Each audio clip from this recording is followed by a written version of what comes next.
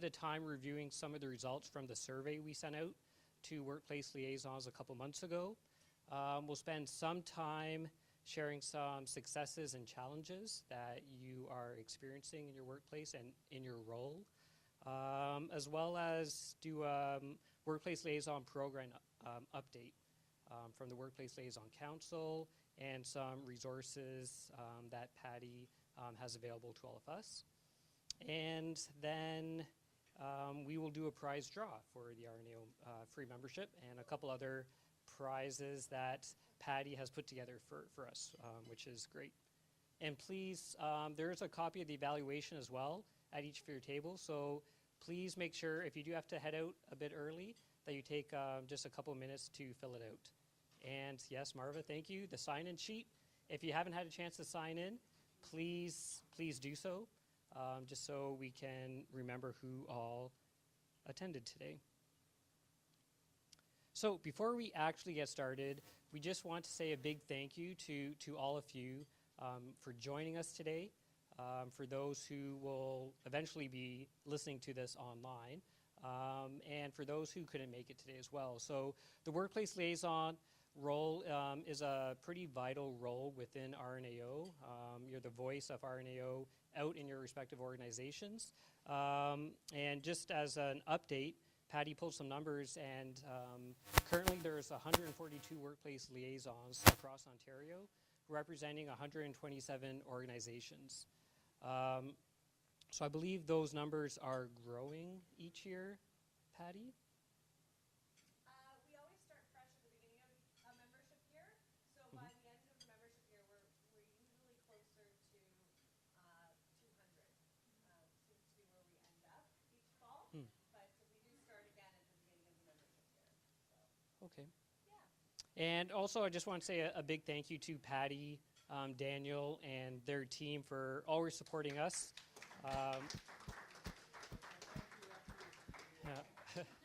I know anytime I've had a question, they're always quick to respond and provide the information, feedback back to us. So I know it's really helpful, and I'm sure I can speak for everyone here that of their support for you as well. So thank you.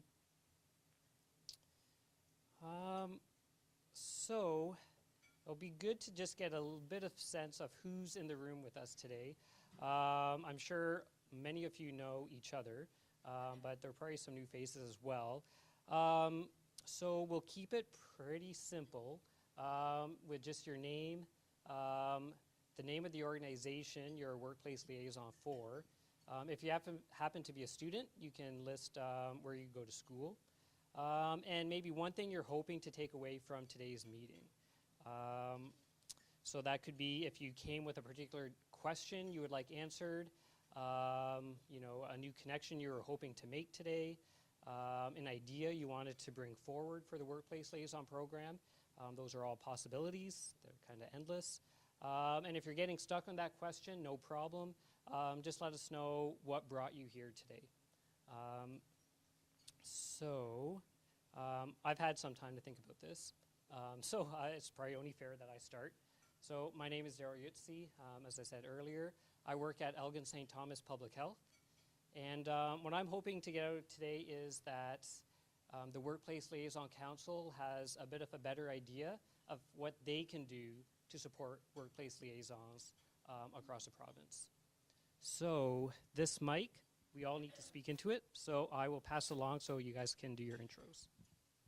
Hi, everyone. My name is Patricia Hogg. I work at the RNAO Home Office as a Membership and Services Coordinator, and part of my role is supporting the Workplace Liaisons, the Workplace Liaison Council, as well as our Membership Recruitment and Retention Committee.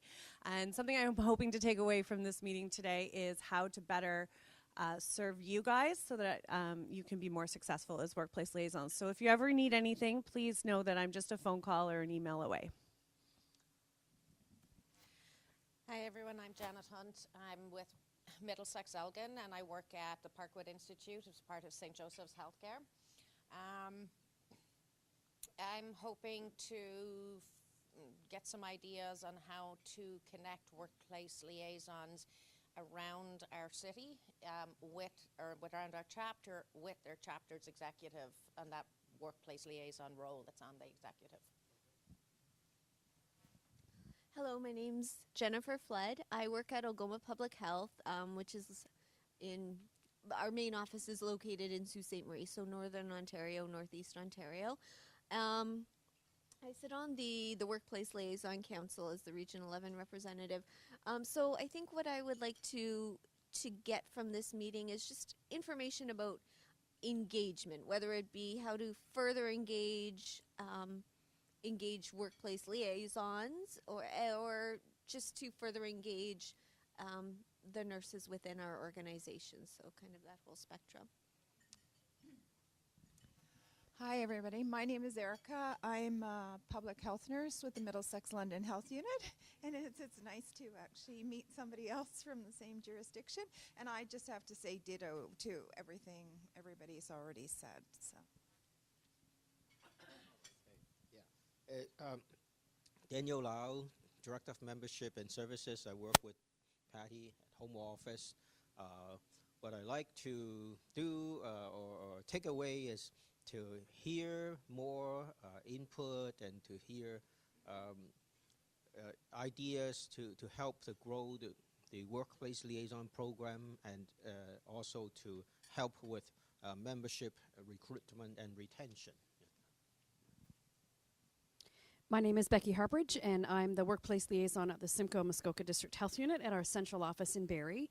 And I'm the most excited to learn some new strategies to breathe some life into the way that we're promoting RNAO in the workplace to recruit and retain members. So excited to hear what others are doing in their workplaces and hopefully adapt some of those ideas in my own workplace.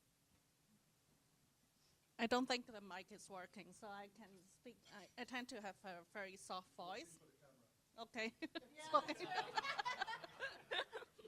My name is Cecilia. I'm a clinical nurse specialist at Toronto Rehab. So, yeah, I've been actually with the workplace as a workplace liaison for many years.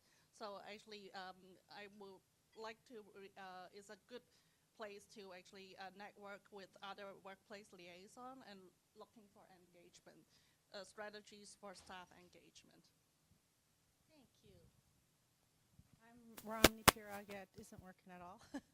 And I work at Kingston General Hospital in Kingston, Ontario. We've now amalgamated with Hotel Dieu, so I'm workplace liaison for the Kingston Health Sciences Center is what we've called ourselves now. So I'm here just to learn from everybody because I've only been a workplace liaison for a couple of months, really. I was intern before, but now I'm officially. So I'm here really just to learn from everybody else. Okay, and then this way. And just a reminder, this mic, it doesn't project through the speakers, but it does work for the camera. So if you can still hold it up to your mouth.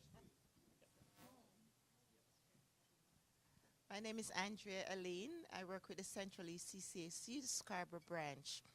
And I'm hoping to take away something that will be able to help me in these challenging times with the Central East CCAC, with the transferring from CCAC to Lillins and so forth. So I'm hoping to hear and get some strategies to work with my colleagues. Hi, my name is Piroshka Bata, and I work at Seneca College. Part-time, I teach cardiac patho and cardiac rehab. And then the other component, I supervise a health center for all the students for the whole college. And then I moonlight outside of there as a life coach and do some hypnosis and just help people out. And then depending on what I'm doing, sometimes I teach clinical for Nipissing University for the bridging program. What do I want to take away? I'm a workplace liaison for Seneca, and to look how to create more engagement and how to get people more involved. We have a challenge of having 4 or 5 campuses, so it is a bit of a challenge to get around, and they're all half an hour away from each other. So hopefully learn some strategies.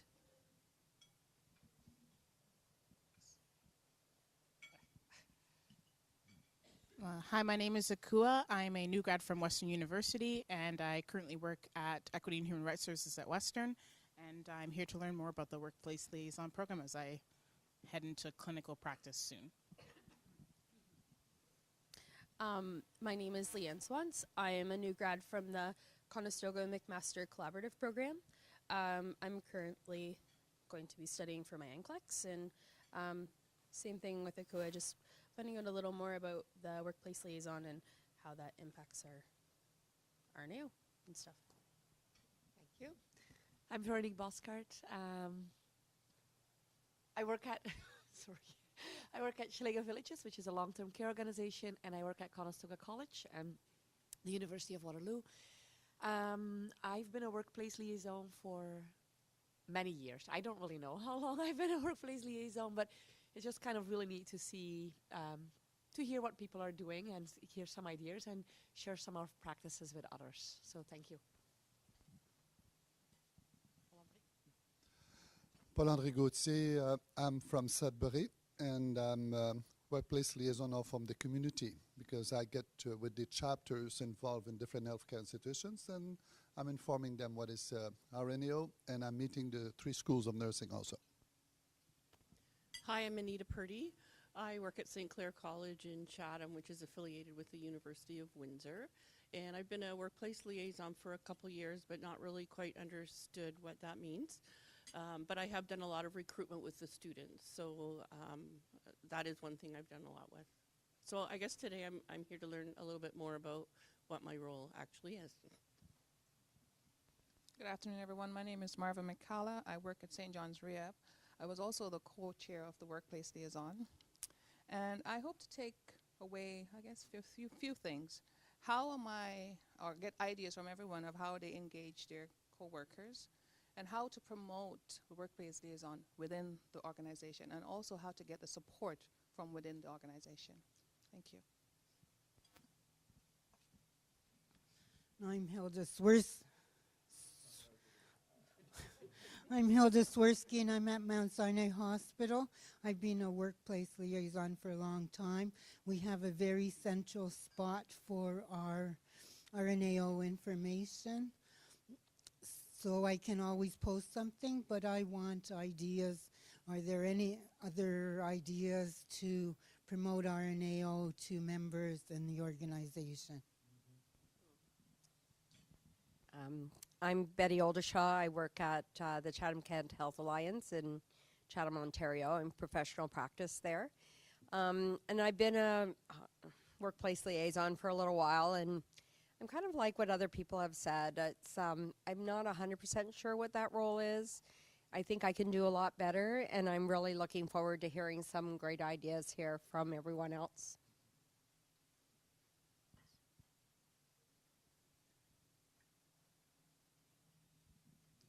My name is Angela Cooper Brathwaite, and I work at the University of Ontario Institute of Technology on a part-time basis.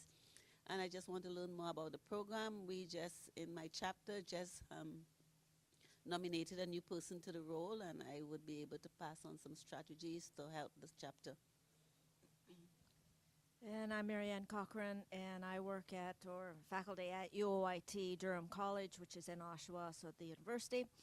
And I think I got myself in more trouble because I think I volunteered to be Region 8 rep in the council or something, so I need to find out more about that if I continue to fill that role or even start the role. And also, as I'm thinking and sitting here, I'm just taking for granted that most of my colleagues, and there's probably about 20 of us that teach in the nursing program, and maybe a few more that work at Campus Health there. But I just sort of take for granted that there are RNAO members, and I sort of really probably need to really check that out. Because I do know that some of our clinical instructors are not involved, so I should probably focus a little bit more on emphasizing the benefits for the clinical instructors and those new people that we do have coming on. Because I just realized one of my past graduates came back. She graduated in 10 or 11, and I asked her, she came back, she was interviewed for a job, which she got in the practical program. So yeah, there's the more nurses in that program I could tap into. And I just realized, oh, so how is, you still have your RNAO membership? And she said, no. And so I slapped her hand, and I said, okay, this is my number, and this is what you need to do and to register. And because I said, well, what are you doing for your PLP, your professional liability protection? And I guess because she works in a unionized hospital, maybe she thinks she's covered there. So I'm also hoping that we can maybe emphasize a little bit better how the PLP that is offered through RNAO membership is maybe more beneficial or tops up what, if you work in a unionized hospital, tops up maybe what the union covers and meets the expectations for PLP. So I'm just thinking along those lines.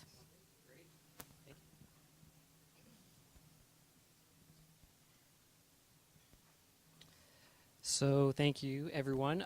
So now that we've kind of heard why we all kind of came here today, or what we're hoping to get out of it, keep that in mind, because coming up we will have an opportunity to kind of share more in depth about some ideas and challenges, and kind of help each other out around some of those thoughts. I also want to point out that we do have copies of the terms of reference for the Workplace Liaison Council at the back of the room here for anyone who wants a copy to see what the role of the council is.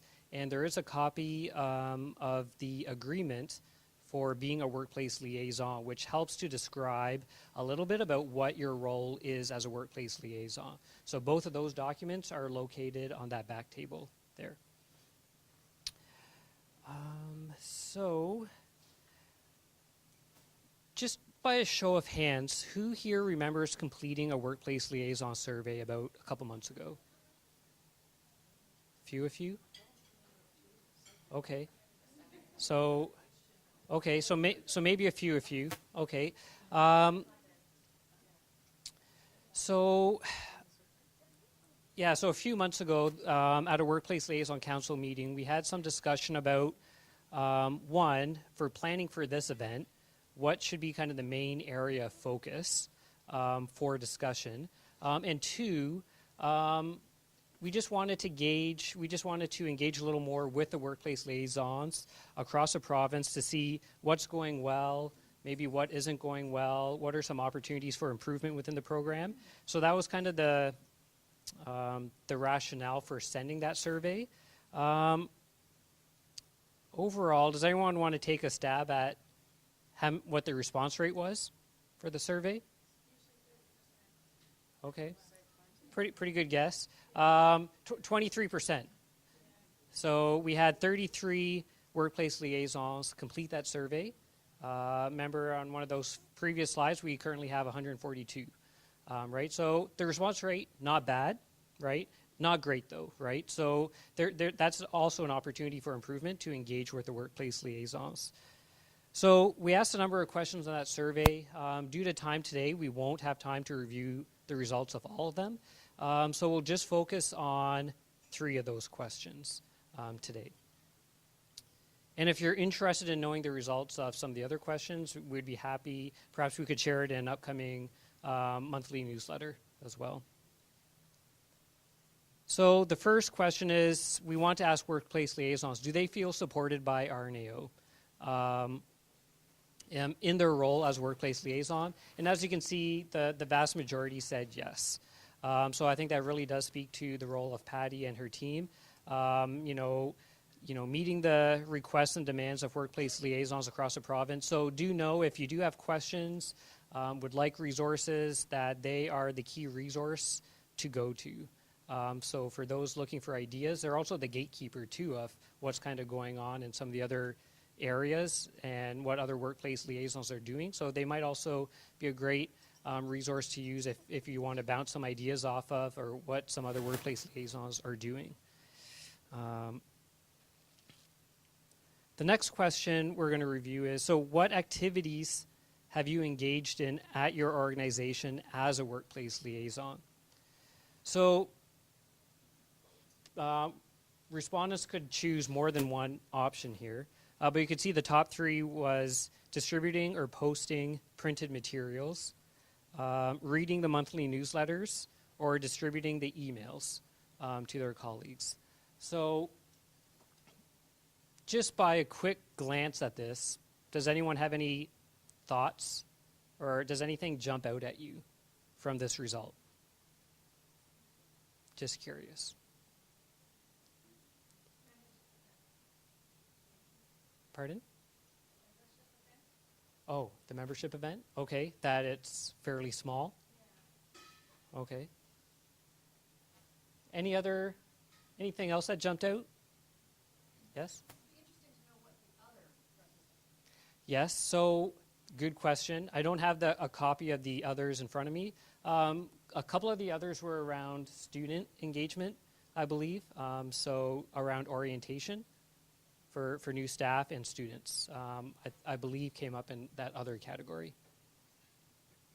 Yes? I'm just wondering, is there do some people have a designated spot? Like I know in our organization, the union has to have a designated board. Yes. That's maintained, and they have place to post that's common. So I'm just wondering if organizations have considered like a designated professional development board. Yes. Association board. I believe so. That was included in some of the comments.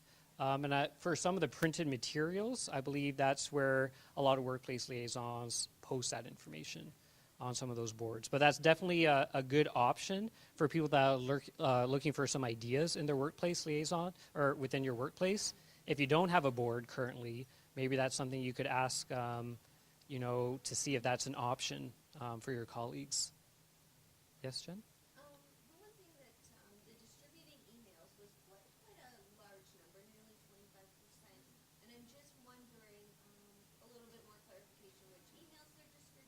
Mm-hmm. Forwarding, and I know within my organization, I'm sure there's other ones, when you're directing mass emails to people, there's certain rules and regulations. So how does that work? How do you get support? Do you have support? That sort of thing. Should I be passing this mic around? Okay. Okay. So I'll be walking around a little more. So. Yeah, it's a good question. So I would say when I looked at that response, I assumed that the emails were the ones coming from Patty, or the in the loop that, that the workplace liaisons would then be sharing with their nursing colleagues. But it could be other emails as well, for sure. I think working in a large organization, it would be very hard to forward that email, I think, because first of all, it goes to all nurses, so that's not just RNs, or it goes to all of your staff in that unit. So maybe some people are able to circulate it just to the RNs that they work with on their unit, but going bigger is often harder, has regulations on it. So yeah, that's a good point. I know at my workplace, what I did was I sent an email out to all the nurses to see, one, who is currently an RNAO member, because we don't have that list anymore. So I got a sense of that, and two, who is open to receiving emails on a monthly basis. So I pretty much had a response rate from everyone back that they were open to receiving the email updates. Even the ones that are currently RNAO members, because I think sometimes it might get sent to their home email and things like that, which could get, joined with so many other emails, right? Some might go right to the junk mail. It's hard to say. So that was a strategy that I tried, and it seemed to work out well. I got a pretty good response rate from all the RNs there. The one thing that, oh, yes? One of the challenges I find with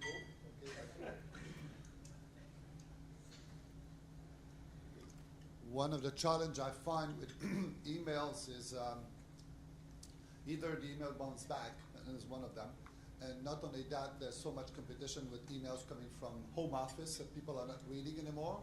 So ours locally need to be read if you want the things. And sometimes now I have to put time sensitive at the beginning of the thing to make sure they read it, and I have to put answer requested. So when they read the header, then they have a queue, but I have to use it once in a while, because if it goes through too many times, people are not replying. And we end up having 2 or 3 emails to do the follow-ups, and then people get annoyed with us. Yeah, it's a really good point. I was just going to ask you, how often would you send that email out? Once a year then, to find out who's the member? Like, yeah? Yes.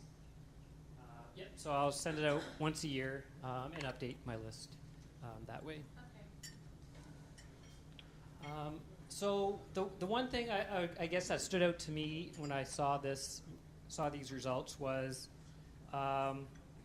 there's actually I thought there was a fairly low percentage of people that was reading the monthly Workplace Liaison newsletter.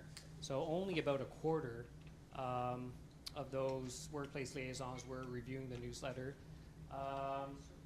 Only about a quarter were distributing emails, and a little over a quarter was distributing printed materials. So that led me to believe, I wonder, one, is everyone here receive the monthly newsletter? Yeah. Okay. So is it a matter of time that, either one reviewing it, or is it that is the content relevant? Are you looking for something else in terms of communication?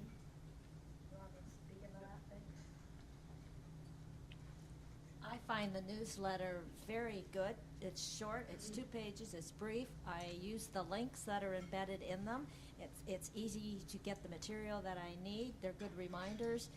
I don't think the monthly newsletter is too often. I find it very helpful. And I'm maybe suggesting that the quarter that read it are also the same quarter that are distributing it.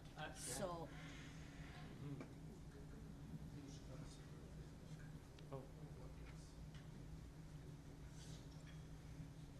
I'm not getting the Workplace Liaison newsletter, just so you know. okay.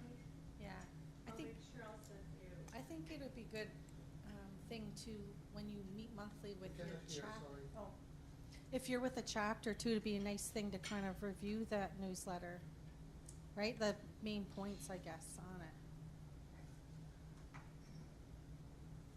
Just to provide a little bit of context for the newsletter, that it was actually the Workplace Liaisons that requested that newsletter as a resource for them. So it was born out of survey results from Workplace Liaisons, and that's how it was born. So, and I appreciate it very much. It's very helpful, and I copy and paste things and post them electronically on Facebook pages and slice and dice it in a number of different ways to use that information differently. So thank you for that.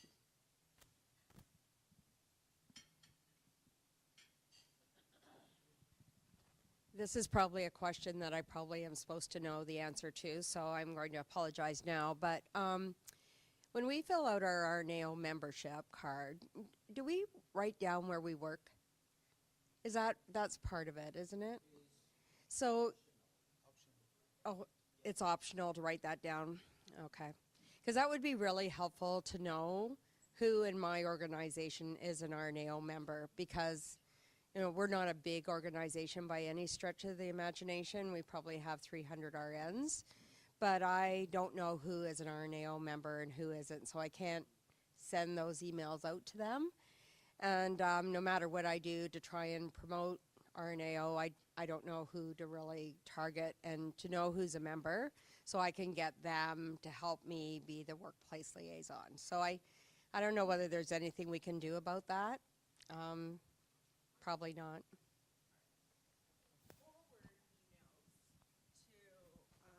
People at your workplace. Often workplace liaisons will have me forward things, but sharing that information, I don't believe we're allowed to do that, but I'll let Daniel speak to that. Right. Okay, I think maybe going back to the original question is, okay, when we ask colleagues to fill out the application form, do we ask that question?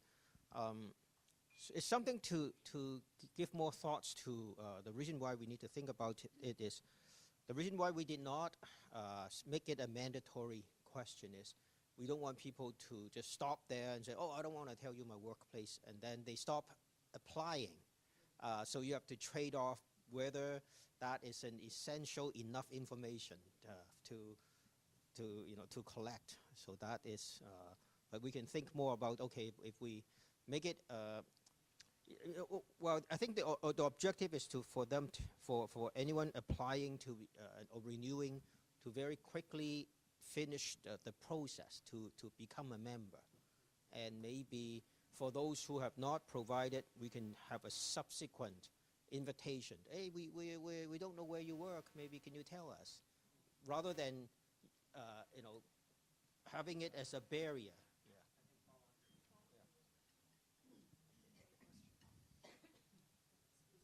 one suggestion to deal with the problems we're having is, I know I'm on Facebook of RNAO, but most of the time it's job posting. And maybe we should have a separate RNAO job posting, RNAO workplace liaison, then we can encourage the people to all belong, because Facebook doesn't cost much money when you just create, Facebook workplace, Facebook job, and RNAO news. In that way, we separate these, and the people can go and click and select the ones who want to belong, because that will be much easier, because right now I'm not reading much of it because it's job, job, job. And often it's not RNs anymore.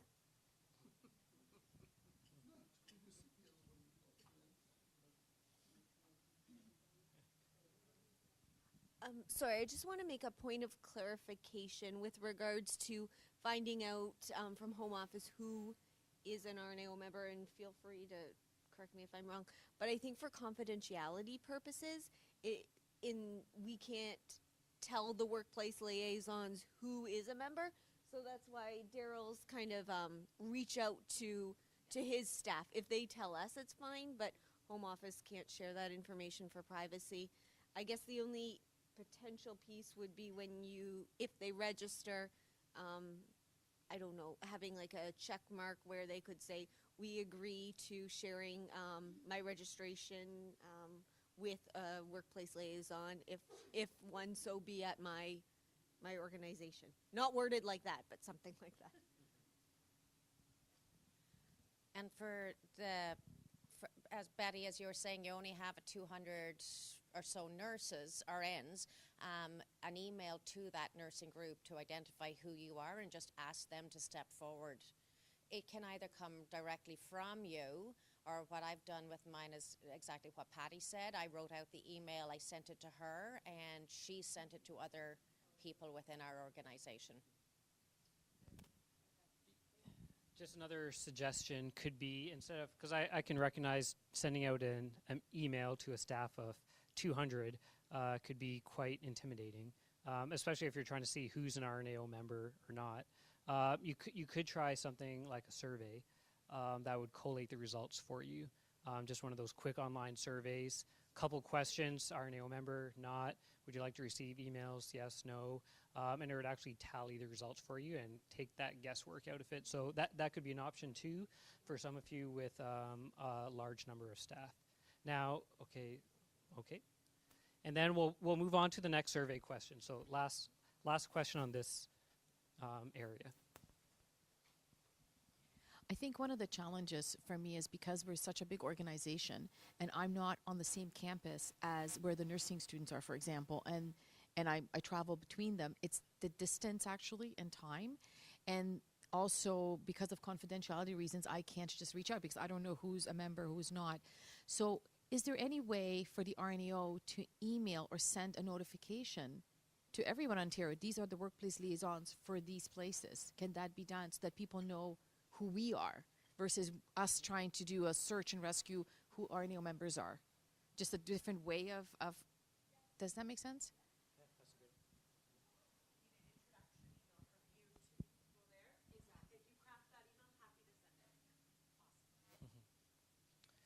So, okay. Well, in the spirit of trying to keep us on track, we'll move forward to the next question because I believe it might also spark some good discussion. Another question we asked in that survey was, do you think your role as a workplace liaison is valued and supported within your organization? And as you can see, there's pretty much 50-50. 51% said yes and 49% said no. Yeah, I had some thoughts on this, but what are your thoughts on this? Do you feel supported? And if you don't feel supported within your organization, maybe some thoughts on that. Any initial questions or thoughts?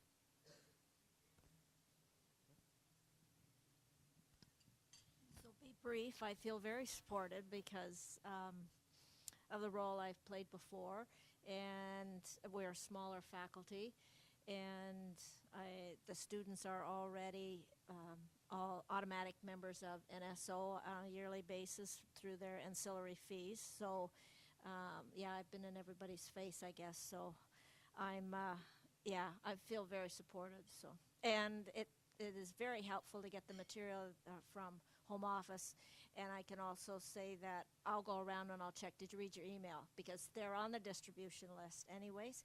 And so I'm always checking, did you get this email and did you read it?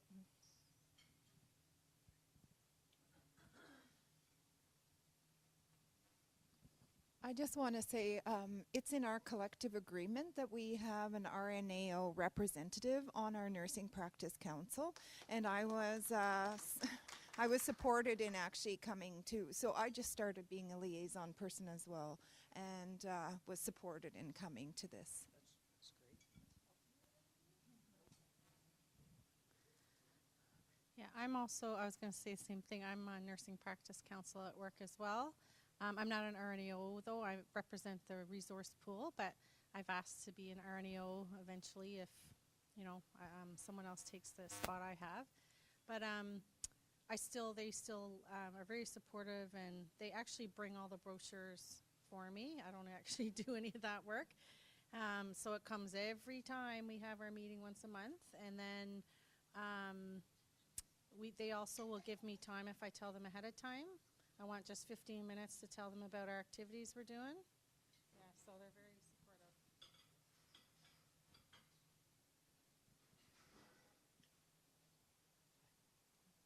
Hi, my name is Andrea Eileen, and beside me is Laverne Smith. We're both workplace liaison for the Central East CCAC. And I'm one of the persons that fill out not being supported. I know I'm supported by head office. If I need anything for the workplace, I can always email Patty and I'll get it. But in the workplace, we do not get the support that we should get. And the main reason, I don't know if you've heard about the patient first and the echo report. So it has caused a lot of confusion in the workplace with CCAC and RNAO. So once it's anything about RNAO, we do not get the support. However, we continue to try. And one of the way that we have just started to do it now is if owner is doing something like coming up for Nurses Week, I will approach the owner's rep and ask how we can work together. So we may have a pizza lunch or something, and then at that time I can display my RNAO information and just say a little bit of something there. And of course, they will come and have the pizza and, so forth. Actually, last year at our pizza luncheon, we had a prize for a membership prize for one of the staff. So somebody won it, and they became a member, but nobody else was encouraged. So we have a real hard time trying to persuade other staff. And welcome, Doris. Hello. Oh, no problem. Oh, we'll get back to you. Janet has a question. I've always felt in my organization very well supported. However, I do hear from the chapters around Region 2 that some organizations aren't supporting nurses to attend their the AGM or to get some reimbursement or support for time off or anything like that for RNAO activities. So I wonder if, in those organizations, it might be very difficult to be a workplace liaison. Yep.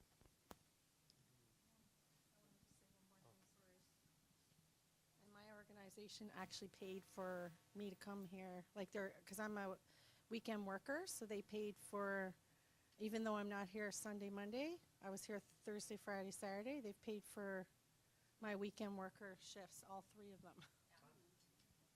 Yeah. The one question I had was, do you think there's any differences in terms of how a workplace liaison is valued and supported within the organization if the position is held with a frontline worker versus someone in a management or leadership role? So currently, that was one question I want to pose to you, because that could be perceived differently as well. All right, I'll just build on that one, because I've been with RNAO through shift working and through a day job now, and I've been supported equally well. Now, I must admit, if I did something on my days off, they never paid me. But if it was a day that I was working, then they would give me that time off. Now that I'm on straight days, they will support that. So it hasn't mattered whether I was the political action or I was the president, or now that I've been the board member, they equally supported me. But I see the opposite in Stratford. That's where the Perth girls are from. They've been both on shift workers and straight time workers, and neither were supported to come to any events.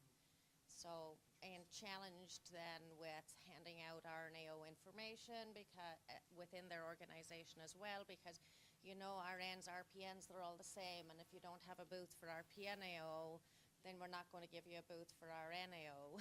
And then trying to get in touch with RPNAO to see, can you get a rep in this organization to go hand together, and they won't release the name to us, and it's kind of complicated. So. Sorry, I'll just speak quickly. I've found it does change depending on the position within the organization. Moving from staff to management, I've found I have more influence, and one of the biggest challenges is concern with precedent setting. So if you're doing this, well, working it within an organization that has multiple disciplines, well, you have to consider RPNs and you have to consider the social workers, and how do we make it equitable, which is challenging because everyone has a different professional practice and organization, or lack thereof. The other thing is with regards to organizational support for time, travel, that sort of thing. I'm sorry, I'm bringing up the northern hat, but one of the considerations is the extended amount of time away, and that sort of thing is sometimes a barrier for organizations to support it because you're gone for a longer amount of time and that sort of thing. So just but the Nursing Practice Council has been kind of my way in, and I found more support through kind of going through that avenue, getting involved with that, and bringing the RNAO perspective. So try and bring a positive spin and weigh in. That's been my success for me.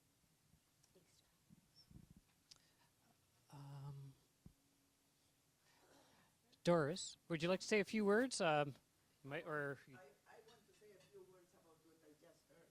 Okay. Because the same issue is relevant for people to join the board of RNAO or people to join the assembly.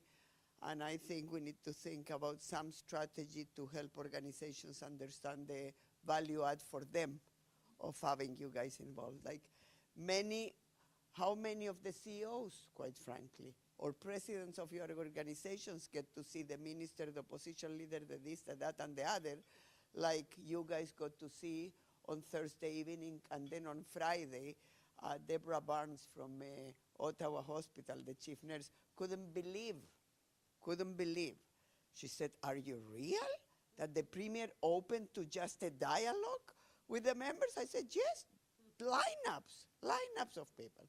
Right? And I think that's the type of message that will be important, that your people understand, those that need to make those decisions, because yeah, sure is to cover 2 days or 3 days, whatever it is, or 10 days in the year if it's the board members to come, but they get way more than that by then being able to know what's happening, right? What can they push that is important for their organizations as a collective through us, and also to be in the know and to have someone that is in the know. So I want to tackle that piece and maybe do some marketing in a positive way with those with organizations in general. Yep. So take note. So to take some, that's fantastic.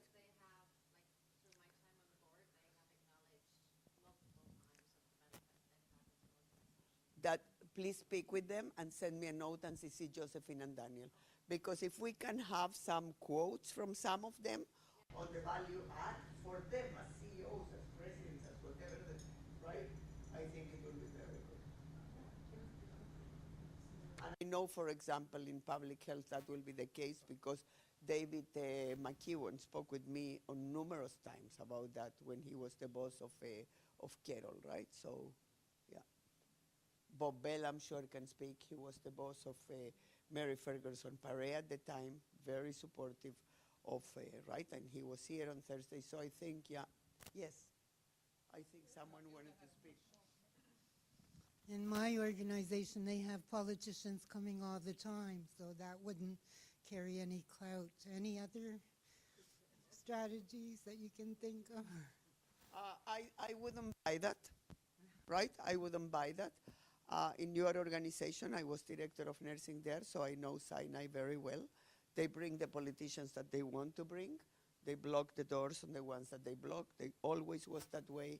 There is a lack of political awareness. We will need to edit that in the tape, or not.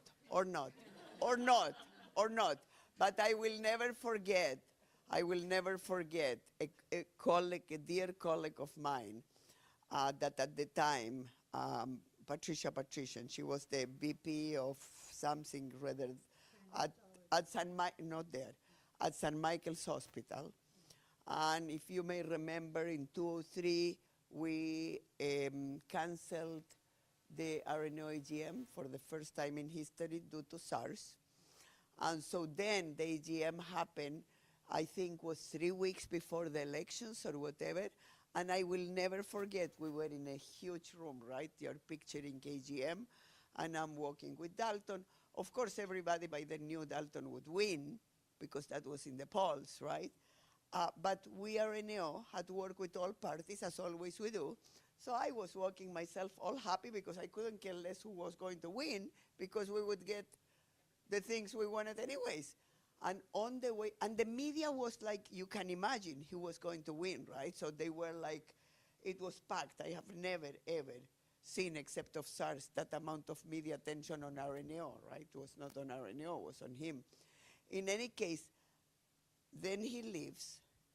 I will never forget, because this simplifies what I mean. Patrician comes to me and says, what are we going to do at St. Michael's now? I go, what do you mean what you're going to do? Doris, the entire board of directors. The entire board of directors belongs to the PC. What are we going to do? I said, you guys are going to learn that hospital boards are not a political party of this, that, or that party, right? And RNO knew that, right? We always, I don't care which party our board members are or for whom you vote. That's your personal choice.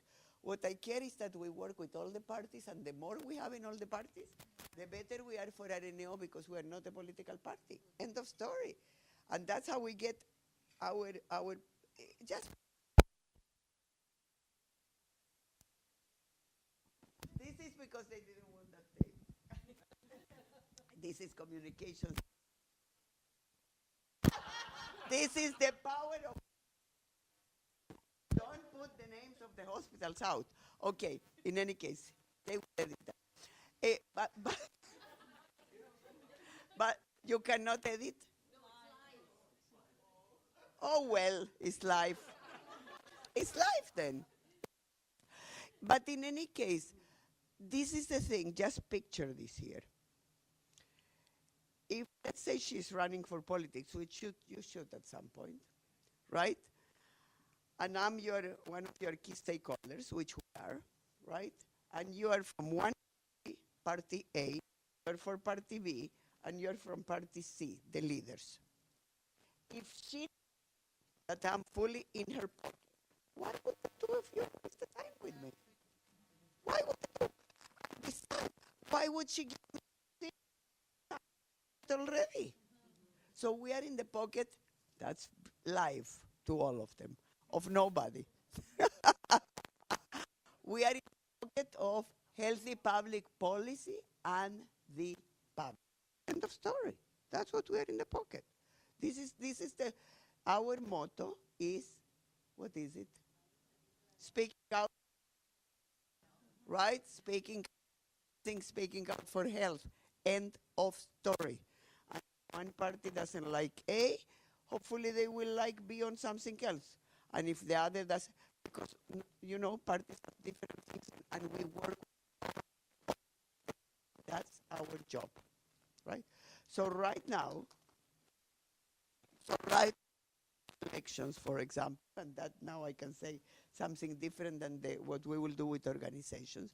We are working with the three parties in the political platform. One person works with them, and it's simply out of confidentiality, and that's me. And I do not disclose from one party to the other what they're telling us that they will put, because it's not the business of me to announce anything, right? Except to say that nurses will be part of PTSD. That should have been announced yesterday. That can go live too. But on the other issues, right, and we have all three parties in support of that, right? But we didn't come to it easily. It was not part of the legislation. And all parties, by consensus now, are coming into be. So the more we influence every single, right, platform of the political parties, the better for democracy, because we believe to have good answers for healthy public policy, the better for healthcare and the better for health and for nurses. Yes. Some of the other benefits that our organization has had through involvement with RNAO is also for the best practice guidelines. So when you know, there's often this talk about what can I do to get involved with. So people will come to me and say, well, how do we get our falls committee working on the BPG for falls prevention? Because we have had absolutely amazing results in our organization with fall prevention. So through the contacts that I have, well, that we all have, with RNAO, we're able to get our teams involved as opposed to individuals. So we have a process set up now with Heather McConnell that our team is doing a stakeholder review on it. Another positive that we got was, and I guess I just twist arms, or maybe I ask for things a little bit more often, but we are having a lot of issues with getting people to Toronto, getting away from the workplace, having that added time to go to workplace institutes. So I approached Heather, and now we're going to have a healthy workplace workshop in London, which is going to be really good for Region 1, Region 2, number 3 and 4, like we're all around there, so we can all do that 401 corridor. And that'll be on December 4th, first week of December, if anybody is interested. But those are little pluses. And then all the things about lap presentations, we have used them all over our region. You're allowed 1 or 2 a year, and that is totally free, and it benefits everybody within the organization.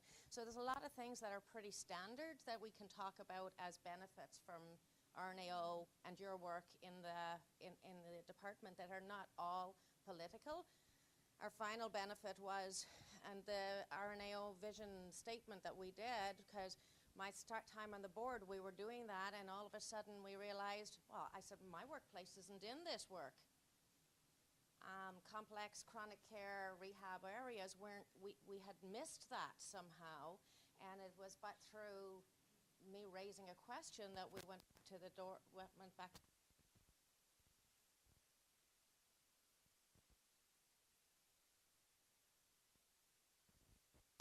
Being open to inclusion of everyone.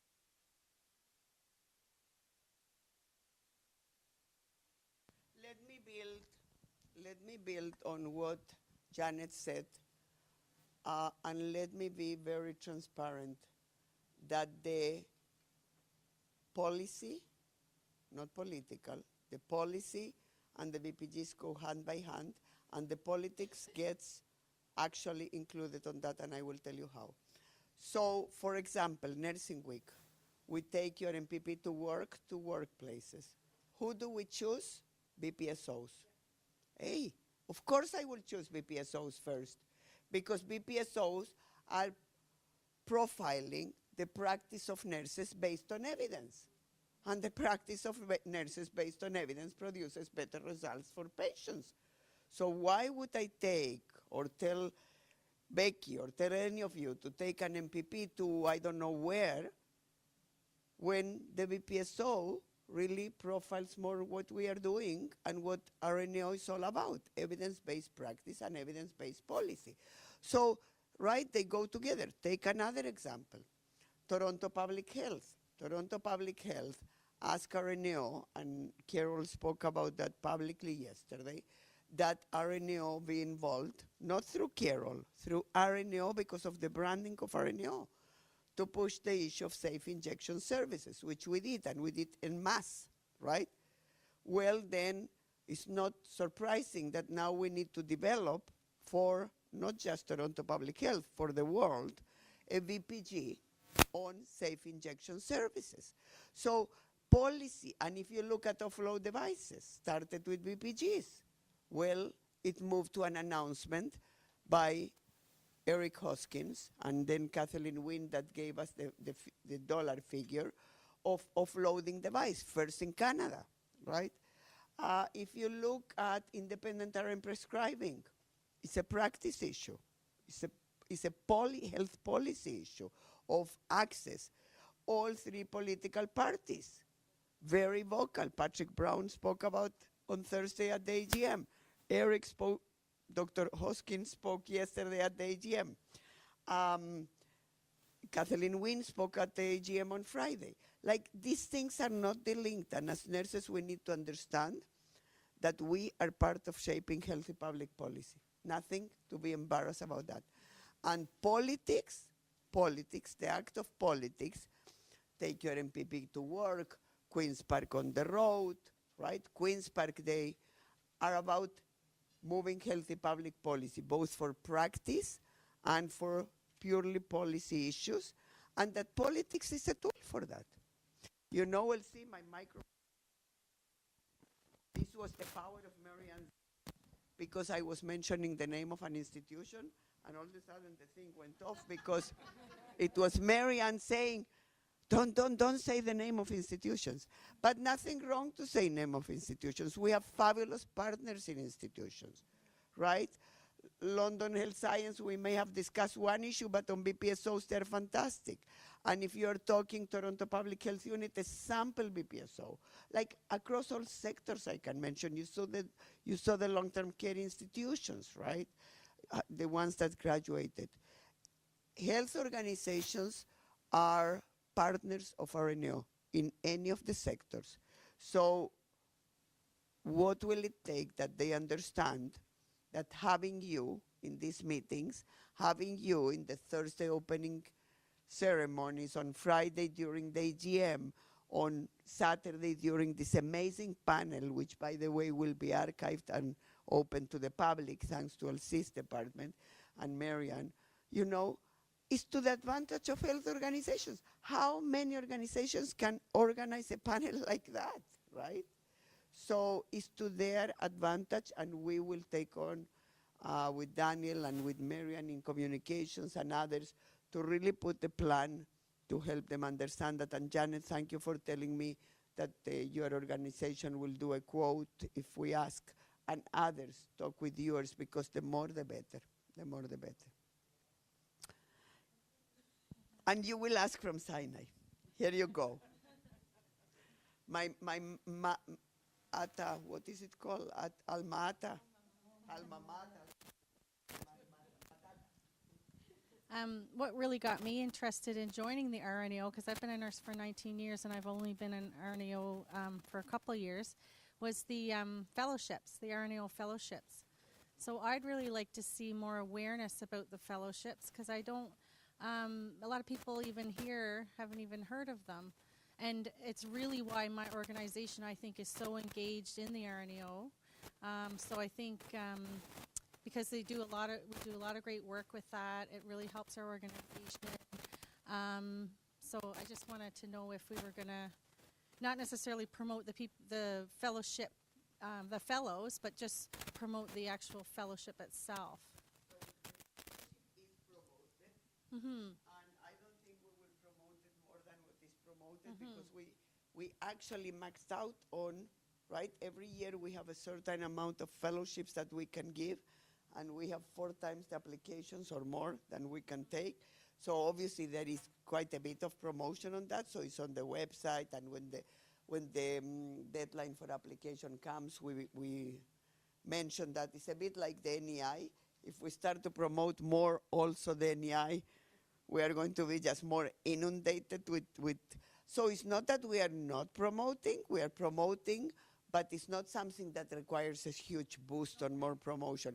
But what we can do is, again, take quotes like what you're saying now and start to make the promotions maybe a bit more interesting, perhaps, to use, right? Interesting in what is it that has done for nurses and organizations. And we can link it again, Daniel, to organizations, what it has done to organizations, and use that both to promote the fellowships as well as to promote the support of you guys attending meetings, etc. So I appreciate that. I think one thing that might be helpful is organizations, but also working with ONA. And so my collective agreement permits 5 days paid away from my work, provided that I hold an official RNAO position.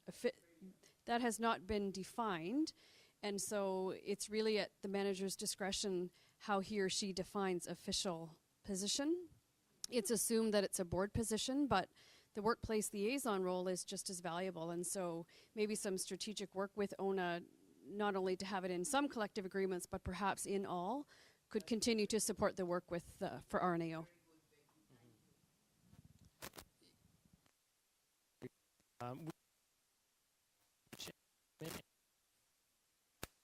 Nurses to attend various events in the past. Again, it doesn't apply to management members, which is ours, so it's a much tougher sell if they're representing RNAO at some events, but that certainly. So our next section was around celebrating successes, discussing challenges, and sharing resources. I think we've already kind of touched on a lot of the challenges. We've certainly heard some around the membership lists, trying to get more support and value recognized within the organization. And there's some strategies. I know Patty was making a lot of notes on some things that, some actions for RNAO, home office. There might be some areas that the Workplace Liaison Council messaging and promotion. So, but there are a couple other areas that we wanted to open up some discussion for if you had some thoughts on. Recruitment and retention initiatives that have worked particularly well in your organization. I heard that at the beginning that's kind of an area of focus for some of you. If you've recently held an event that you've hosted, that again was a great opportunity to connect with some RNs in your organization and to promote RNAO. Some of the key challenges you are experiencing. If you have some new ideas that you want to share about the Workplace Liaison program in general. And if there's any particular resources or support that you either find useful or maybe not as useful, and or if you're looking for some additional resources or supports that you would like to use but don't currently have access to. It would be good, good to know for us as a Workplace Liaison Council as well as Home Office. So I would just ask if you do have some thoughts, if we want to kind of keep it to a couple minutes, and then we can ensure everyone has an opportunity to speak. Thanks. I just had some 3 ideas come into mind as I'm listening to everyone, and I'm trying to think how I can reach out more, maybe because I have a little bit more time to refocus on Workplace Liaison position now. But I thought of even now just sending out a thank you letter to the current members to say thank you for your continued membership in RNAO, and this is what occurred at like 3 or 4 bullets. This is what occurred at the AGM as a summary sort of thing. And then, or else a welcome letter to new members who I just understand, or welcome to RNAO. I just understand you've just got a membership. Did you know at the AGM, this is the 3 things that have happened. And then another letter of invitation. I'd like to invite you to become a member of RNAO. Could you please contact me, or could I contact you to explain things further? So I'm thinking 3 types of letters there, and then each one could put something of the summary of what happened at the AGM, emphasizing the political parties that, all political parties that showed up and the announcements that were made. And this is specifically saying in the thank you letter, this is what your membership is doing for you. This is what your membership dollars are going towards, speaking out for nursing and speaking out for health with that emphasis.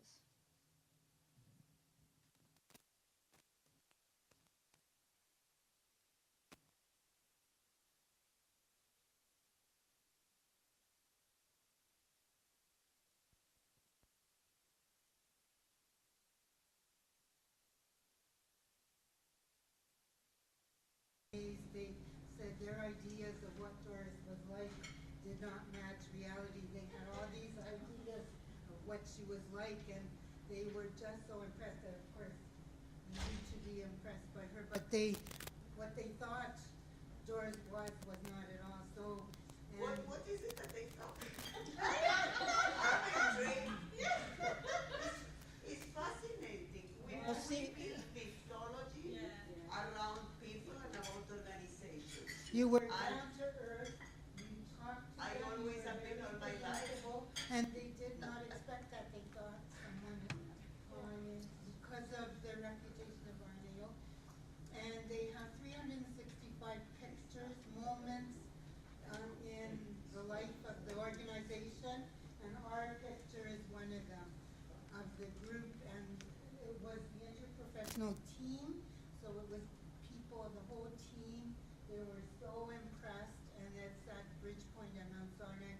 And so, of course, CEO of RNAO, so this is really a really high point. They were very impressed and never thought of joining RNAO before they met. let me tell you something to take it seriously and not titles mean nothing. Even letters mean well, but we should help people understand. I'm going to use Daniel Lau. Where did he go? Daniel Lau. I'm going to use Linda Aslam Stroud, and I told her yesterday before she left. And probably that's enough. And I'm not going to use myself. Daniel Lau, 2 or 3 weeks ago, said to me, out of the blue, really, like we were not talking about life. We were talking about work. And out of the blue, he looks and says, you know, if I was 10 years younger, I would become a nurse. I go, really, Daniel? You can still become a nurse. Yesterday, I shared this in the room. It's too bad Janet left. Okay, please tell Janet that I said this. Becky, when you see Janet? Well, she's not, unless she's invisible. Okay. I know.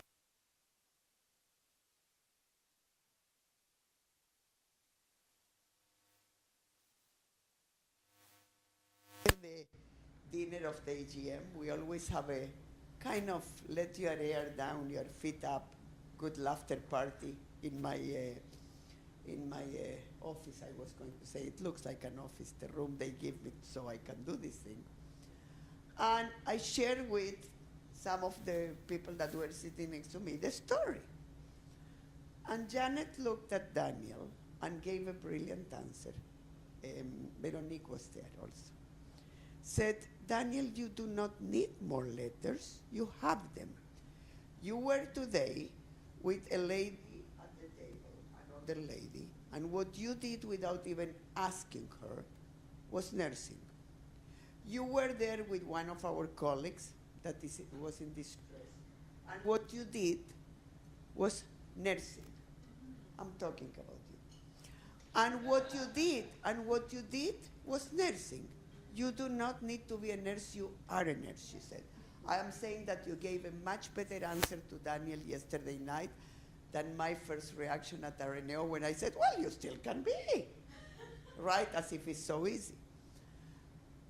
Linda Aslam Stroud, and I do not mind that this will be public and on tape because I have said this to her, and I will say it again if I need. One day after a very important meeting at RNAO on important both policy and practice matters, she came to me delivering the bread and said to me, in a very nice way, you know, Linda's always shh, right? Like a bit like me. Shh. And she said with humility and very beautifully, Doris, I know I don't have the degrees that you have, and I respect them. But I know a lot from life experience, etc., etc., etc. And I said to Linda, please do not ever tell me that again, because you know as much as me. And I said that to her on her way out again. Not everybody ought to have the RN degree to be a phenomenal human being. And I say that to all my senior management team, whether they want to become RNs or not. Not everybody needs to have the PhD and the post-PhD and the master. Life sometimes allows us, sometimes doesn't allow that. Sometimes we don't want that. Sometimes we don't need that to be a nowhere, right? The same goes with the titles for you to pass on to your colleagues, and when I come on Nursing Week, I will tell them. To be a CEO is nothing unless you use it for good things. The only reason I came to this position at Arenio, and in fact the only reason I became a director of nursing at Sinai, was to enable nurses in the practice arena, in the day-to-day intersection between nurses and patients, which that is clinical practice, to do the best they can do by having the resources they need to do that. Hence why I went to management, hence why I went to this position. So please, we need to help people demystify all these letters. Not that they're important, not that the fact that Angela got a PhD and sweated for it, or me and I sweated for it, not that that's not important. It is important, or that you are going through that, Becky. It's important because if we are doing this for a reason, and it's important in its period. And in a discipline like nursing, we need people that go on and on to study more. But the practice of nurses is at the bedside, street side, home care side. And that's the most important of all. Please tell them that. I saw, like, people get enamored with titles and positions. And although some of that might be very flattering, it actually, I don't want to say annoying because your colleagues are not annoying to me. As students are not annoying when they say, oh, like from a museum. No, it does. When students tell me that they are going back to tell their colleagues, their friends, that they met Doris, I say, I'm not in a museum. My board is not in a museum, and if we are in a museum, go and ask the politicians if they think we are in a museum. They wish sometimes. But we are not, right? Let's help demystify this stuff. Let's help demystify this stuff, because it's good for nothing. Using it for making better lives for the people of this province, the country, and the world. The rest is insignificant if we don't do that. Whether it's about being in the board of Arenio, whether it's being the director of information technology at Arenio, whether it's whatever title. If it's not, because the best piece that I loved in this interview, how many years ago was that when you came? Like 29 years ago. we didn't have an IT department. Daniel will know because he was already at our. And I felt like a horse that wants to run fast with the things being held, right? And that's why we created the department. The best that I like in this interview that I remember to this day is when Elsie said, I looked at what Arenio is doing, and it's doing so much amazing stuff, but it's not accessible to the public in a way that needs to be accessible to the public. He has helped us with us. This is, if not, we're not making an impact to what really matters, which is the life of the people we care for. Where is my leader here that is running the show? Take the mic from me, right? We will be in 6 here. And how are we for time? Okay, we probably should speak to this. Yeah. And then we'll move on. So does anyone have anything else to share around some challenges other than the ones we've already kind of touched on today in your organization, or sir, some new ideas to pass along to those in the room? Or if you have some ideas that you would like the Workplace Liaison Council to address? One of my biggest challenges was trying to recruit new members by hosting events, and I found that while that reached more people, it didn't generate more membership. What I have felt has generated more membership is to have one-on-one conversations with colleagues. And I think, as Marianne said, what seems to be the crucial factor is, what are you doing for PLP? And that seems to be when people say, well, if you've researched it, they don't want to do all that. Well, what's the difference between what's covered under my union and what's covered under LAP and LEAP and every other thing? They say, well, if you've researched it and you've been a long-standing member and you think it's important to have PLP through RNAO, then I think it's important. And I've actually got 3 new members in the last couple of months just by doing that one-on-one. And that's probably more than I've generated at hosting those events where there's relatively little people who show up and even fewer who actually sign up to be members. So if you haven't already, I encourage you to use the membership form that's populated with your membership information as the recruiter on it. And there are rewards in place for you when you recruit new members too. So it just, creates the groundswell to keep the great work going at RNAO by recruiting new members and you being identified as having brought those members on board.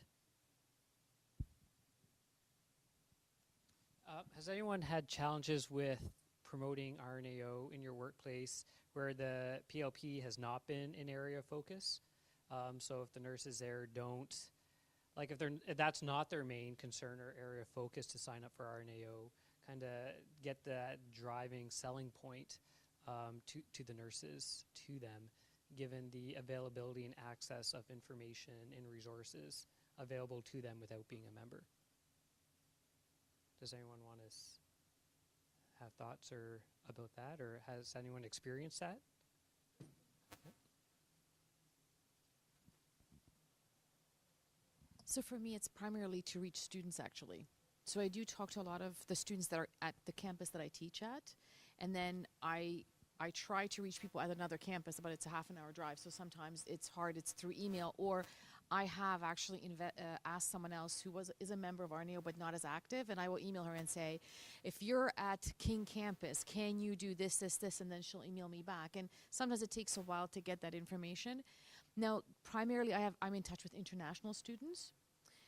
Again, which is a challenge, but I give them all the lists of things that are beneficial. And by the way, I use as part of my teaching links to the best practice guidelines for the courses that I teach. So cultural competence, therapeutic relationships, anything to do with line. So I actually use RNAO as a teaching tool to say, this is what we're doing and this is where it came from, and especially those who are new to the country. So it's a great way to also introduce them to what RNAO has done.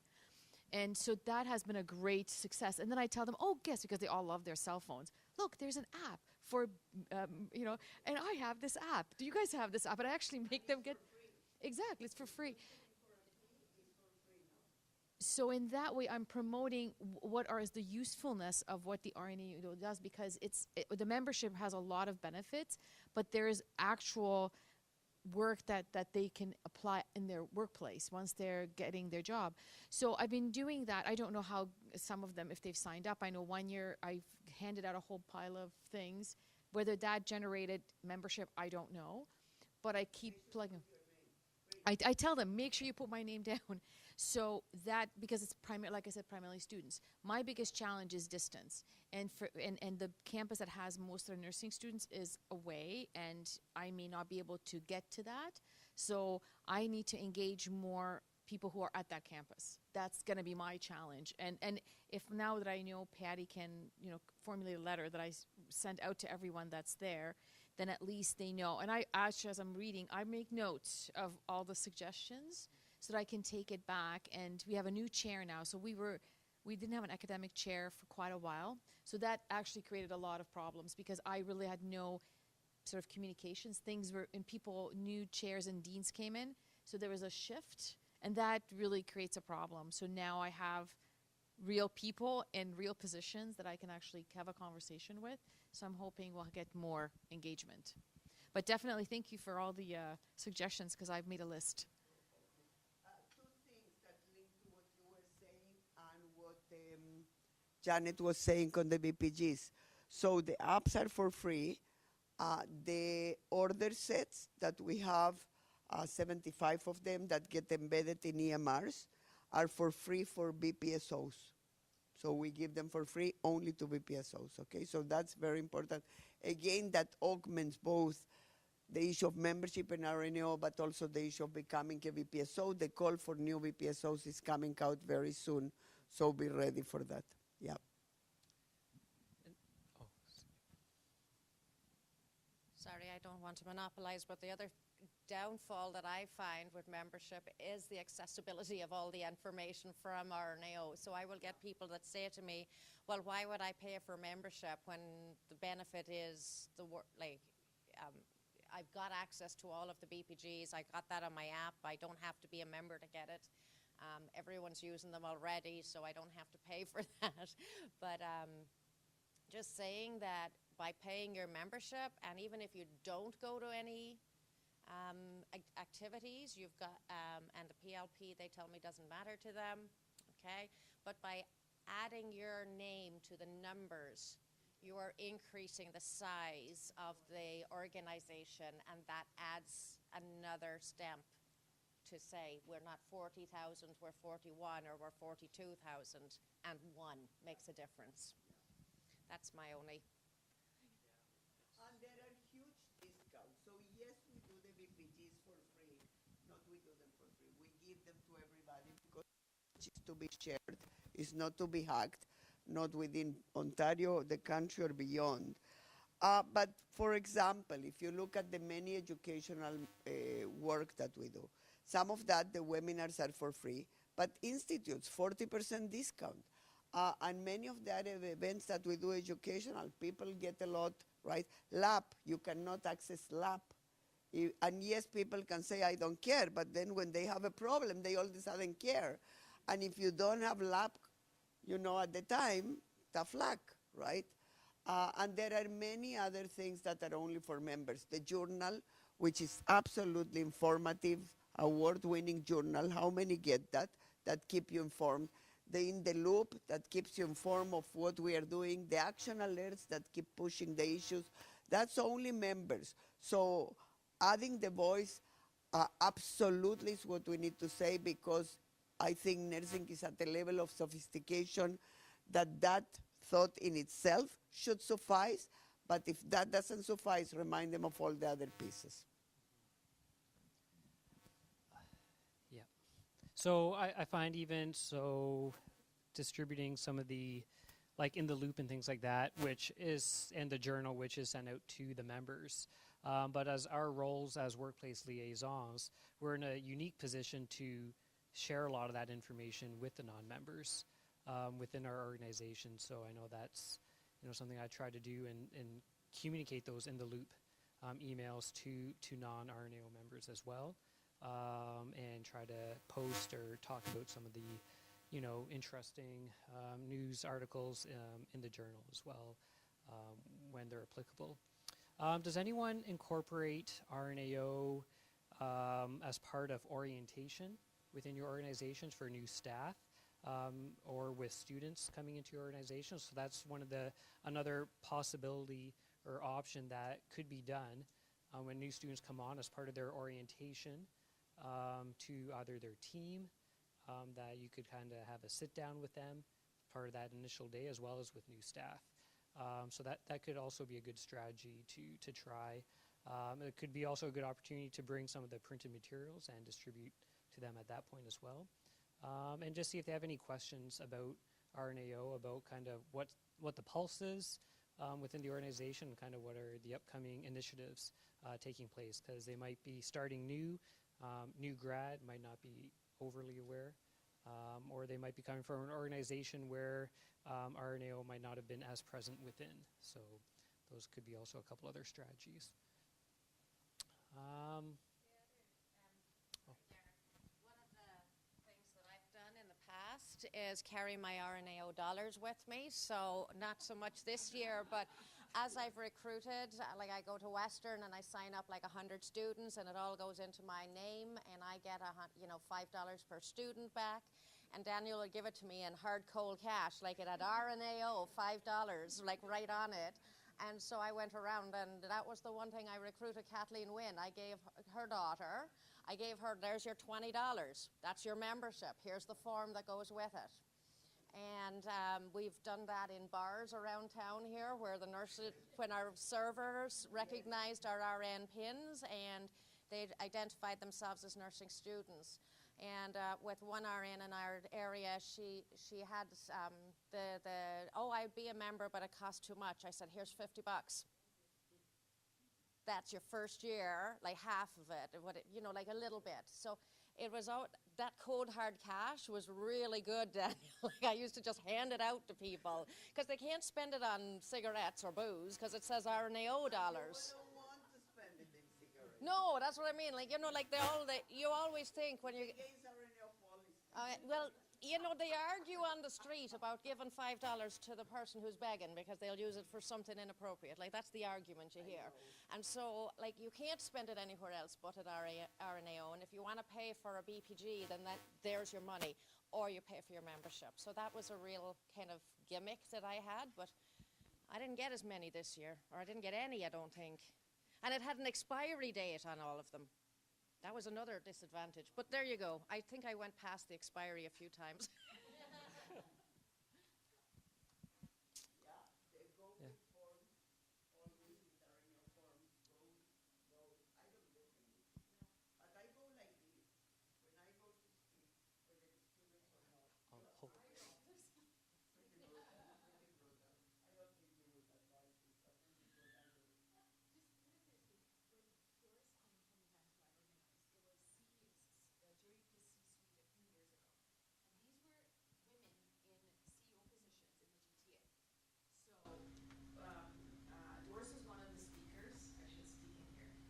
Doris was one of the speakers at an event for Journey to the C-Suite, and it was specific for a women's network called Elevate from New York, and it was about business. But there was someone from banking, CEO of the Trillium Foundation, the Toronto Ombudsman, one of the PR firms, the CEO of that, and then Doris. And we had it was at Shaw Media. They sponsored it, plus some other events. And it was an amazing event. But Doris showed up with, everybody had an RN pin by the end of the night. Everybody had a package of the best practice guides and BPSOs. Like, she brought whole books. Everything. So people were not even from nursing. They knew more about nursing by the end of the night. But it was and it was a really nice event because it was down to earth and it was very open, and people were completely impressed how the access they had to CEOs and that they were able to talk. But you brought all the stuff, and it was just, and people loved it.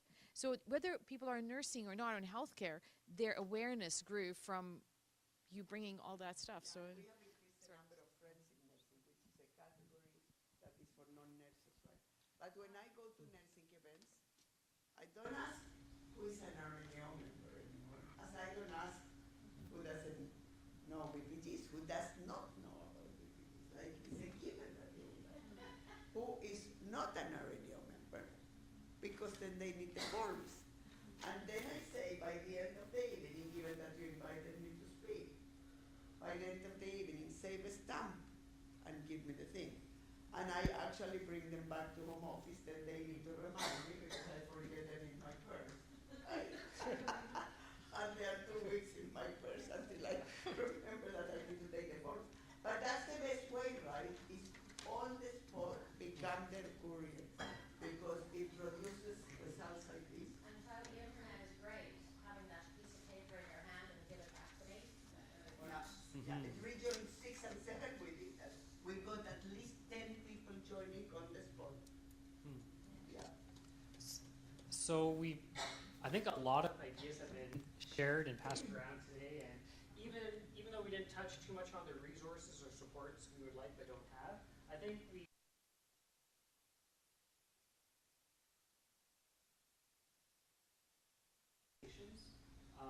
to support RNs to attend events like this. So perhaps that's something that we can continue to look at RNAO Home Office, as well as what the role of the Workplace Liaison Council could be in to get some messaging out within their organizations, perhaps to share with the management teams or the senior leaders within the organizations. So to kind of be that voice from within the organization.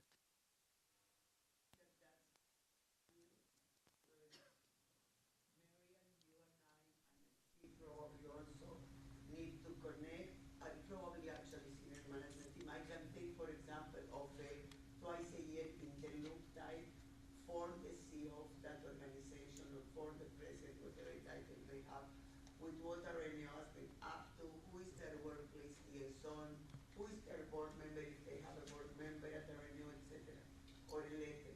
I think it will be very impactful, and I really, it was brought at the AGM, and I appreciated that, and it's here, and I think we can do something definitely with that. Yeah. Yeah, and perhaps, maybe we could see if there's an opportunity to have have a discussion with their CEO about RNAO, and then we can get some feedback of how that went, how that discussion went, because how the feedback they received, and if there's any learnings or new opportunities that came as a result, which could help inform. Or the ones that are already supported, like some of you have said, to actually show them a bit of what is it that we will do, and that's that, with that click with others, right? Yeah.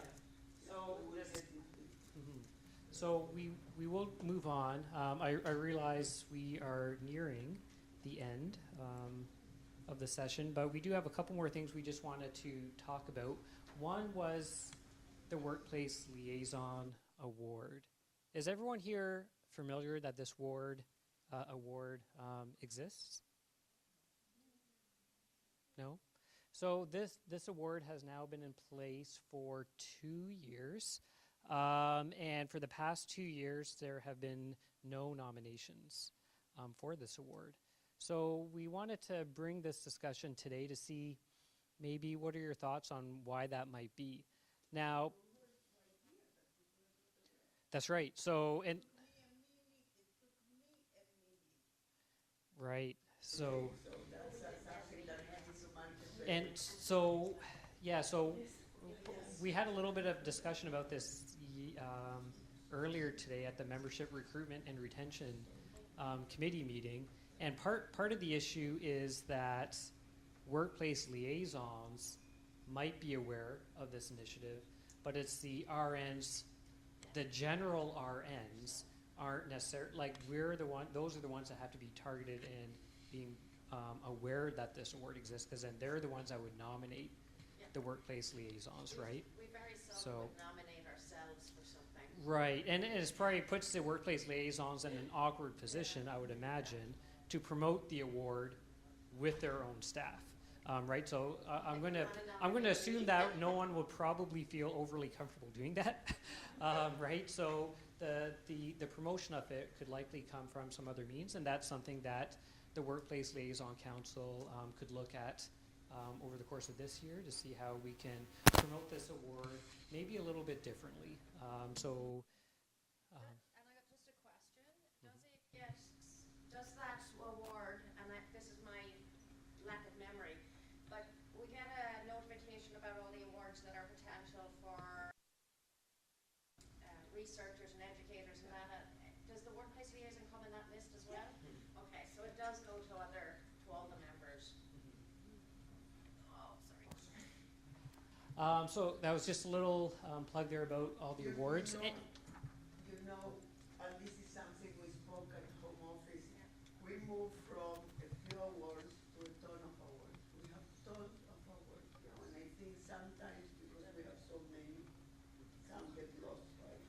So I think overall, Doris, like within our organization, I'm also seeing a lack of submissions for awards. So, like, it's the amount of time it takes to nominate somebody, or that increasing amount of writing,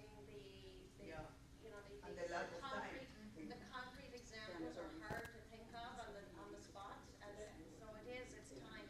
And maybe just, it's it's great that we have all those awards in place, but maybe in terms of the expectations that all of them need to be given out each year, right? So there might, like, is it okay and acceptable that maybe out of the 20 awards that there are 6 given out each year just based on the number of nominations and the quality that came in? And that maybe, does the expectation have to be that all 20 or 22 would be awarded each year, right? And if I believe that that expectation decreases, that perhaps all the awards currently could stay. Yeah, but if I look at workplace liaisons, I mean, even the fact that you're staying today, quite frankly, at this time, but also we know by the recruitment awards how many of you are absolutely phenomenal in results also. Then what will it take for nomination? Maybe your group, and maybe this is a strategy. Maybe we need to give you at the time that of the call of the award party, we need to give to all the workplace liaisons a matrix of results of the 10, 7, 15, whatever it is, that actually recruited 10 people, 20, 30, you know what I mean? And that maybe you guys will start to nominate colleagues from your group, from the workplace liaison group, based on some of the factual information on outcomes. I think that that's something that we can easily do, and then you can push it. Because I think the results are good. I just wanted to think, or to mention that it takes a lot of time to fill out a nomination form. And I can't recall when the notice for the call for nominations goes out, but maybe if there was more time beforehand. All I can remember, I've only got 2 weeks to think about something now. Or maybe I'm missing them or whatever, but it just seems the deadlines are challenging. They take a lot of work.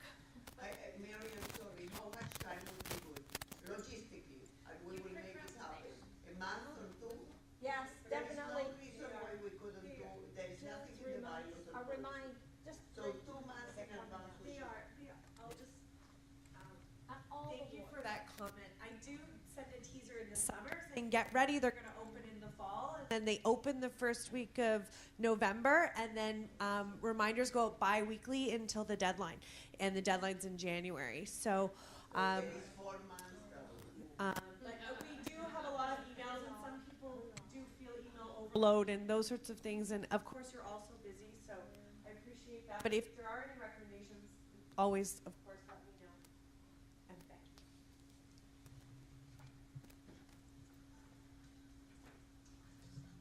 you. We look at it differently and maybe look at it from the employer's perspective and maybe have RNAO reach out to the employer to say, are you aware that so-and-so is doing a great job as a workplace liaison? Could you consider nominating them for the great work that they're doing in your organization? Not sure, because I think all the awards of RNAO Have to be a member. Sure, but Patty and Daniel will know. I think you need to be an RNAO member to nominate if Yes. you're not a British. Yes. Yeah. 2 years good standing. Excuse me? It's 2 years of good standing. And that makes sense, right? Yeah. Thank you for the idea.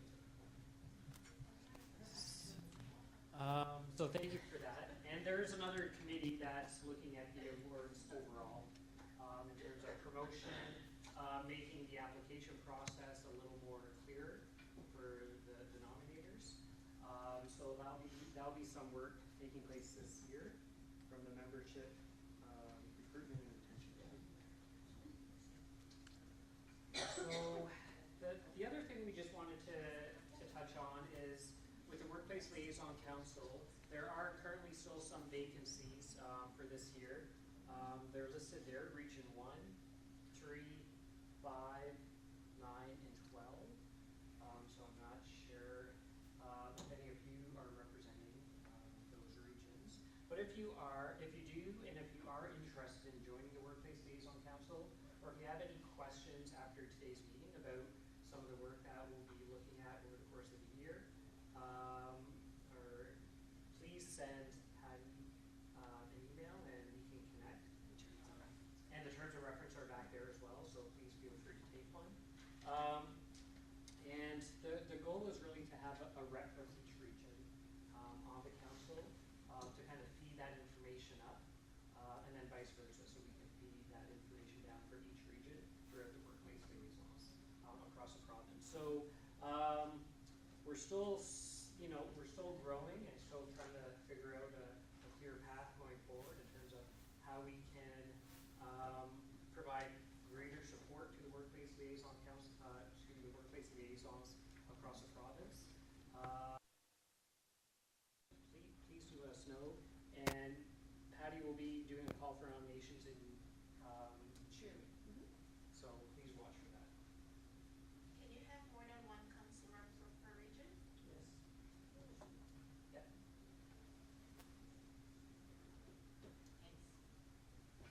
And I'll turn it over to Patty to talk about some resources. Thanks, Daryl. I'm going to go really quickly because I know that we're short on time. But first of all, I just want to thank you for everything that you do. I love working with each and every one of you. We send emails, we talk on the phone, and it's a real pleasure for me. So thank you for working so hard to recruit and retain our members. As you know, we have our monthly newsletters. I'm glad some of you are finding them so useful. If you ever have ideas for content or something you'd like to see, please don't hesitate to reach out to me. Also, I hope you all know that we have a Workplace Liaison website, resources site where you can go and download things on your own, but always I can also mail you hard copies. But that is there for you, and it is updated every time there's a new promotion. For example, we have our $100 promotion right now, so members can join for the remainder of this membership year for only $100. Also, if you're planning on doing any recruitment and retention initiatives around Nursing Week, there is some funding available for snacks and refreshments and those sorts of things. So you can just reach out to me and we can have a conversation around that. Also, to consider giving away as a door prize a free RNAO membership for the remainder of this membership year for a non-member, or if someone is already a member and they happen to draw the winning prize, you could consider funding next year's membership. So in that respect, we'll get to our door prize draw, and it's going to be for those who have remained in the room. So if we pull somebody who's had to leave, we will pick another name. But sorry, just before we move on, as you know, at the back of the room, I laid out Workplace Liaison posters, so you can feel free to post those at your workplace. I heard a great tip last year that people were posting them in the bathrooms behind the stall. It gives people an idea of who to contact in the workplace. We also have the Ask Me About RNAO buttons, and new this year we have blank business cards, so I can print labels for you, and you can feel free to hand those out as well. So just in keeping on time, we're going to move to our prize draw. The grand prize will be the free RNAO membership, and you can use that for yourself or gift it if you so choose. But before that, I thought it might be fun just to do a couple other ones. We have a nice BPSO water bottle and a little thermos, hot and cold here. So we'll draw those first, and then we'll do the grand prize. Maybe I'll get Daryl to pick a lucky winner, and then that will wrap up our session for today. Everybody's names are in there. Unless you didn't stay till the end, and then we'll have to pick again. Go ahead, yeah. So this is for the water bottle. These are really sticky. I used Post-its. Lesson learned. Oh, Jen Flood. Jennifer Flood. She had to go. Keep going.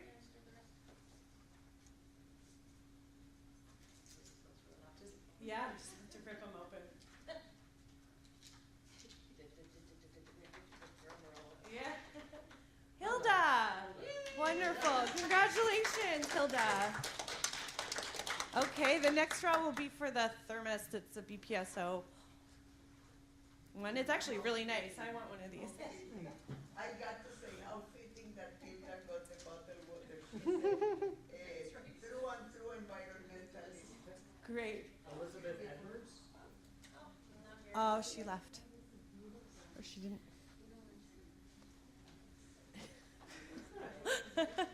Janet wants the thermos. Rip it.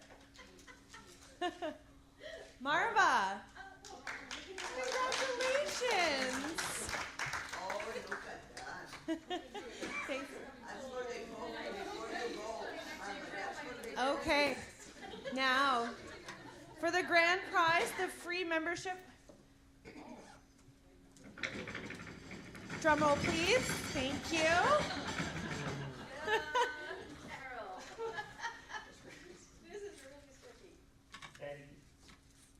Aldershaw. Oh, she left too. You got to stay till the end.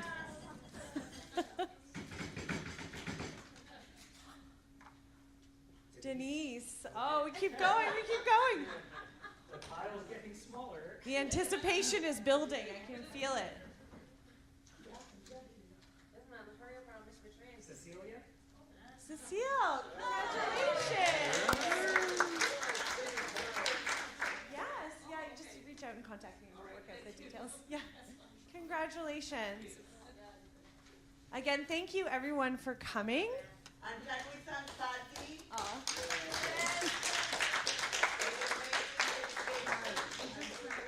Oh, I appreciate that. Thank Daryl, too. And Daryl for our wonderful chair. And Matarshan, thank you.